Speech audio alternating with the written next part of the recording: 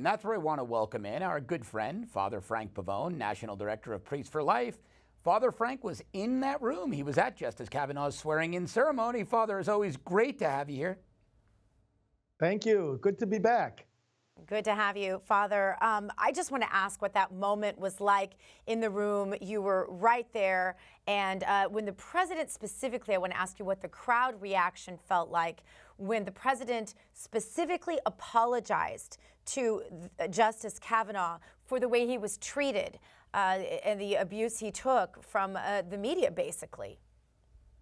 You know, it was a very emotional evening. First of all, it would be for anyone there an honor just to see that in person. But there was another dynamic going on, namely that was that so many of us in that room know each other, work with each other throughout the year, and worked very hard together in this particular process, lobbying people to lobby their senators, working to defend Judge Kavanaugh throughout this process.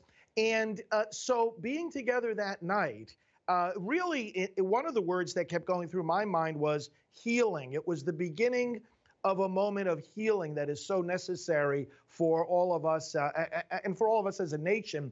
But the sense of accomplishment, the sense of a new beginning, the sense of freedom was intense. And the president really read the moment perfectly. He knew exactly what to say, how to say it, and what people in that room needed to hear. The apology was for Justice Kavanaugh and his family, but really it was for all of us as Americans. We were all damaged by these tactics that we saw the Senate Democrats and the left-wing groups employ.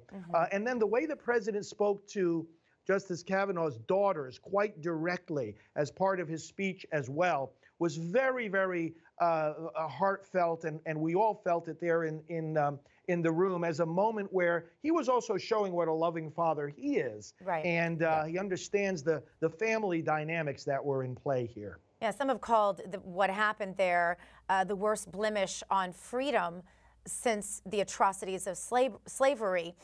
So I find it very interesting that you were there in the room with Alveda King. Of course, we know a direct descendant of Martin Luther King Jr., who was a crusader in that tragedy. I'm just curious if you had any feedback from her and what it felt like to be there in this historic moment, defending what really became a matter of our civil rights in the room with someone as great, who is all of our friend, Alveda King.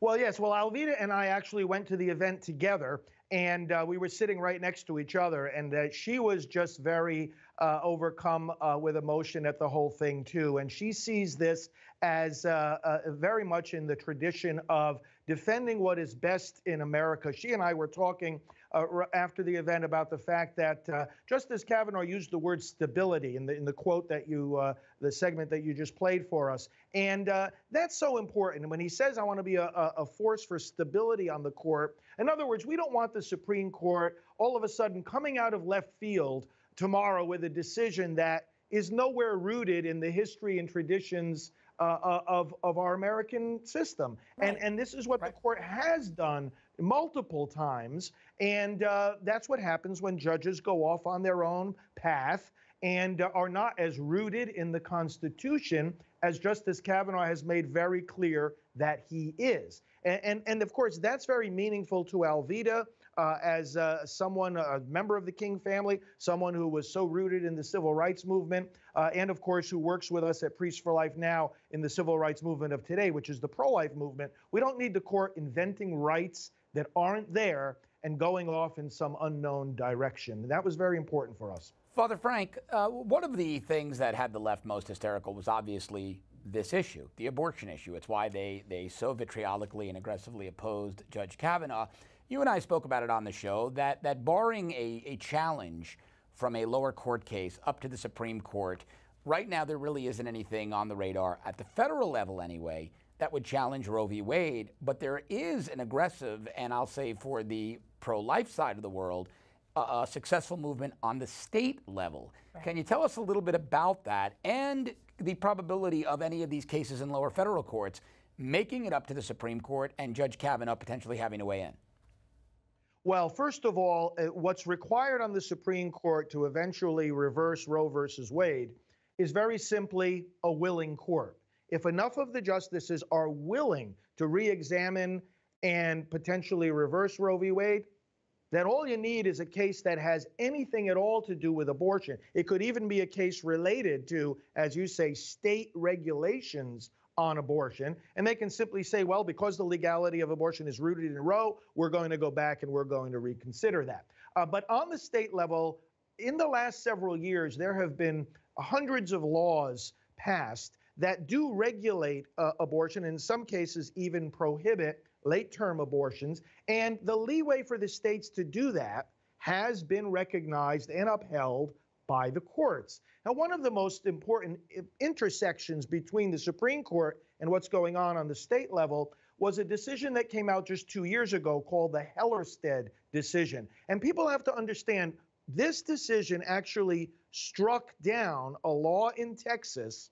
And believe it or not, all this law was saying was that abortion clinics should follow the same standards as ambulatory surgical facilities in the state of Texas. Now, we're talking about regulations that would control things like having emergency medical equipment on hand, having electrical generators to keep the place powered in case of an electrical outage, the proper number of hand sanitizers, the proper size of the hallways to allow gurneys to go through. I mean, things that most Americans would think, well, aren't these places already supposed to follow those standards? That was my reaction, Father. I'm actually shocked there was a distinction drawn.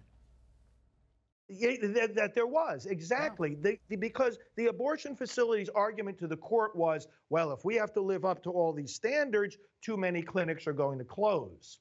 Now, think about that argument for a moment. If you can't meet those basic standards, well, then if you're concerned about the health and safety of women, wouldn't we want those places either to reform their standards or, in fact, to close? But this is where the Supreme Court bought the argument that, well, you know, if too many abortion clinics close, then too many women can't get abortions. See, this is one of the areas, I think, where more immediately than a wholesale reversal of Roe v. Wade, more immediately, we're likely to see in the short term a new Supreme Court re-examine decisions like that was only made 2 years ago and say, look, we've got to get back to a place of sanity here when it comes to regulating this. The people on the other side can't have it both ways. You can't, on the one hand, say, well, abortion is part of health care, and then on the other hand, refuse to make the abortion clinics rise up to the standards of health care. You can't have it both ways. Sounds makes like so much sense. Common sense to me. Yeah. Father Frank Pavone, National Director of Priests for Life. Father, always great to see you. God bless. Thanks for having me. God bless you, too.